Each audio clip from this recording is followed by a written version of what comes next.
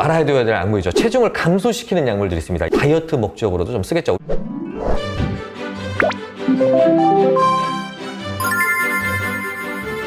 안녕하세요. 성남시 의사회 공식 유튜버 채널 동네의사에 오신 걸 환영합니다. 저는 스마트 정신건강의학과 의원의 원장이자 정신건강의학과 전문의인 권영도라고 합니다. 만나서 반갑습니다. 네, 감사합니다. 오늘 제가 할 내용은요, 정신과의학 정말 살찔까? 굉장히 좀 핫한 주제인데 한번 이야기해 보도록 하겠습니다. 우리가 약물하고 체중 증가에 대해서 굉장히 관심이 많죠. 저도 제일 관심이 있는 게 사실 체중 증가거든요. 저도 좀 살 좀 빼야 돼가지고 좀 관심이 많은데, 이게 좀 참 아쉬운 것 중에 하나가요, 다른 과 약물은 잘 모르겠어요. 정신과 약물은요 대부분이 살이 찝니다.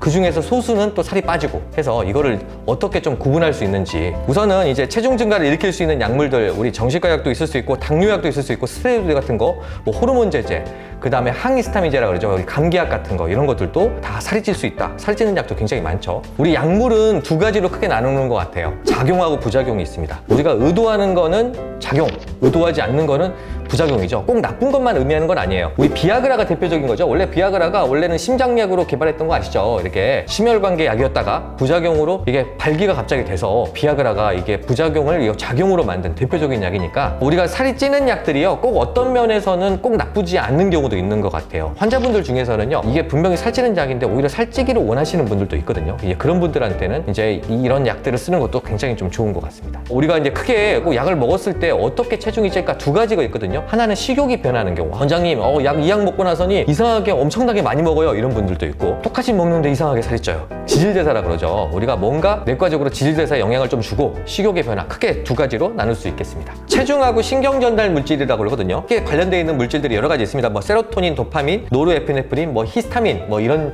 있는데, 너무 복잡하고 의학적인 거는 싫으신다면 이런 것들은 그냥 가볍게 그냥 넘어가시면 될 것 같습니다.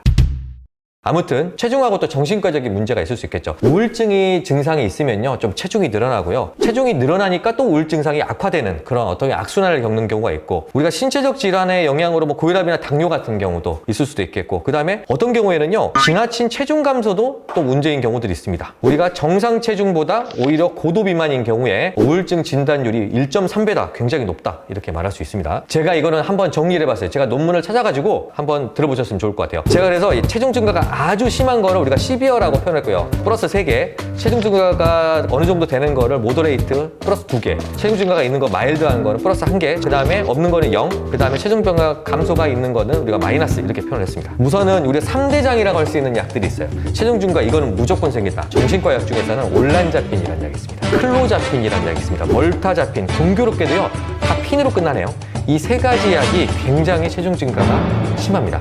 제가 클로자핀은 사실은 쓰는 경우가 많지 않아서 아주 심한 조현병에서만 쓰기 때문에, 조현병 약 중에서 다 안 들었을 때 마지막에 쓰는 약이 클로자핀이거든요. 그래서 이 경우는 조금 저도 많이 경험이 없지만, 올란자핀은 흔히 쓰는 약인데, 올란자핀 쓰다 보면요 환자분들이 갑자기 몸무게가 2배가 되는 경우들도 아주 흔하게 볼 수 있습니다. 그리고 멀타자핀은 항우울제인데요, 요거는 언제 많이 쓰냐면 의사들이 스타일에 따라 좀 다른데, 저는 체중 증가가 생기는 약을 굉장히 싫어합니다. 그래서 저는 멀타자핀을 좀 안 쓰는 편인데, 간혹 가다가 할머니 환자분들 있죠, 굉장히 살이 안 찌셔서 고민이신 분들, 이런 분들한테는 제가 멀타자핀을 처방을 하기도 합니다. 다음은 체중 증가가 어느 정도 좀 되는 약물들에 대해서 한번 이야기해 볼게요. 리스페리돈, 크레타핀, 팔리페리돈, 크로노프로마진 같은 약물이 있거든요. 이게 대부분 조현병 약물입니다. 이 약물들 드시면은 또 체중 증가가 많이 일어나죠. 그 다음에 리튬이라든지 발프로이트 같은 우리가 양극성 장애, 우리가 조울증이라 그러죠, 이런 거에 쓰는 약물도 체중 증가가 제법 많이 됩니다. 그 항우울제 중에서도 사실 체중 증가의 끝판왕에 있었지만, 제법 생기는 항우울제들이 파록세틴이라든지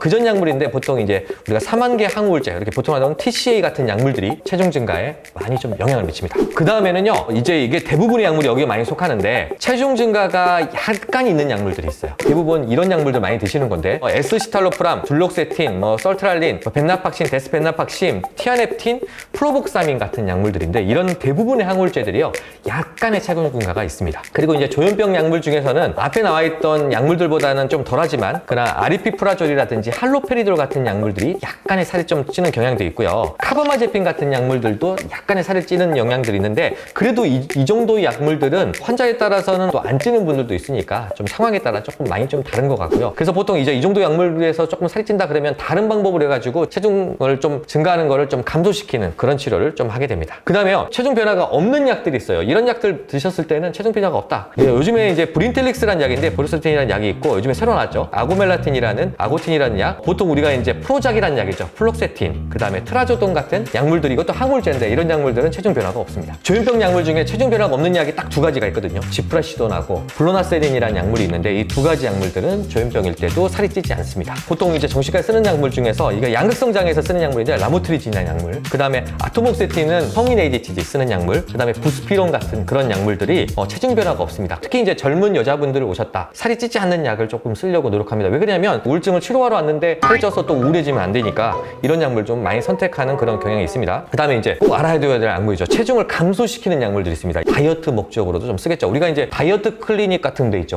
이런 데 가시면은 이제 정신과 약물들 혼합해서 많이 쓰는 경우도 있는데 대부분이 이제 이런 약들을 씁니다. 대표적인 약물이 항우울제 중에서는요, 부프로피온이라는 약이 있고요. 그 다음에 이제 알코올 의존증이죠. 알코올 중독에 쓰는 날트렉손. 그 다음에 이제 우리가 뇌전증이라든지 편두통 같은 데 쓰는 토피라메이트라는 약. 그 다음에 ADHD 치료제로서 이제 메틸페니데이트라는 콘서타라든지 메디키넷 이런 약들이 있어요. 이런 약들이 체중을 대표적으로 감소시킵니다. 그래서 모 제약회사에서 부피로피온하고 날트렉손하고 섞여가지고 다이어트 치료제로 나온 경우도 있고요. 이런 약물들은 썼을 때 체중을 감소시키는 효과가 있지만 약간의 부작용 같은 거 있을 수 있기 때문에 그래도 어떻게 보면 체중이 늘어나는 거를 막기 위해서 이 체중 감소하는 약들을 적절히 사용하는 거는 좋을 것 같습니다. 그 다음에 이제 좀 걱정되시거나 하는 경우가 뭐냐면 수면안정제 같은 거 많이 드시잖아요. 오히려 어떻게 보면 앞에 약들보다 더 많이 드실 수 있는데 이런 약들은 어떨까 궁금하시잖아요. 직접적인 체중 변화는 사실은 없습니다. 이게 직접적인 영향은 없는데 뭔가 행동의 변화를 줘서 폭식을 좀 일으키는 그런 경향은 좀 있으니까 혹시라도 졸피뎀 같은 거 드셨다가 폭식하시는 분들이 있으면은 선생님한테 얘기해가지고 약을 조금 바꾸시는 것도 좀 좋을 것 같습니다. 평가라는 게 있는데 증상 호전에 따라서 식욕이 조금 변화가 있는 경우도 있고요. 다른 약물이나 다른 신체적인 원인, 그 다음에 일시적으로 좀 식욕 정화가 발생하는 경우, 특히 이제 항우울제 같은 경우 그런 경우들이 있습니다. 그러면 이제 어떻게 이제 우리가 대처를 해야 될까요? 이런 경우에 가능하면요, 약물을 교체하는 게 좋으니까 너무 약 먹고 살이 찐다 그러면 선생님한테 적극적으로 이야기하시는 게 좋을 것 같고, 그 다음에 운동이라든지 식이요법 같은 거 병행하시는 게 좋겠죠. 또 다이어트 목적으로 약 많이 쓰시거든요. 이제 저희과 같은 경우 특히 이제 겹치는 약물들 같은 경우 상호작용 같은 거 있을 수 있으니까 전문가랑 상의하시는 게 좋을 것 같습니다. 요즘에 나오는 약, 싹센다 같은 약물들 있죠. 이게 내과적 기준으로 우리가 체중 저하를 일으키는 약물들이 저희과 환자들한테는 조금 더 적합한 것 같아요. 왜냐하면 상호작용이라든지 약이 중복되는 그런 경우가 없으니까. 20대 젊은 환자인데 이 환자분의 소원이 뭐냐면 살찌는 거예요. 살찌는 거. 저는 저희과 약들이 대부분 살찌잖아요. 그래서 이 사람을 좀 살을 찌워야겠다 해가지고 제가 그 3대장 중에 한 2개 쓰고 막 여러 가지 섞여 써가지고 한번 해본 적이 있는데 근데 살이 안 찌시더라고요. 참 이게 무서운 게 뭐냐면요, 살이 안 찌시는 분들은